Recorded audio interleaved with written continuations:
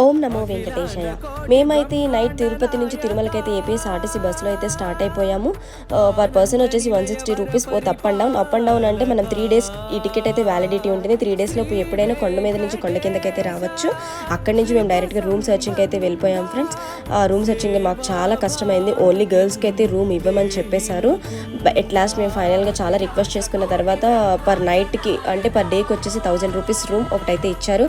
ఫైనల్గా మేము టీ అయితే ఒక స్ట్రాంగ్ టీ తీసుకుని తర్వాత మా హోటల్కి అయితే మేము వెళ్ళిపోయాము. పంచజన్యం హోటల్లో స్టే చేసాము ఒక రోజంతా. తర్వాత టిఫిన్ చేసి మేమైతే ఒక జీప్ని మాట్లాడుకున్నాము టెంపుల్స్ విజిట్ కోసం. పర్సన్ వచ్చేసి 200 రూపీస్. వీళ్ళు మాకు 6 టెంపుల్స్ని చూపిస్తారు. దారిలో మేమైతే వెళ్తూ ఉండగా ఒక క్రేజీ థింగ్ అయితే జరిగింది. ఏనుగిల నెత్తి మీద కొడుతుంది ఫ్రెండ్స్. ఇలా కొట్టించుకుంటే మన పాపాలన్నీ పోతాయట. మేము అక్కడి నుంచి శ్రీవారి పాదాలకి స్టార్ట్ అయిపోయాము.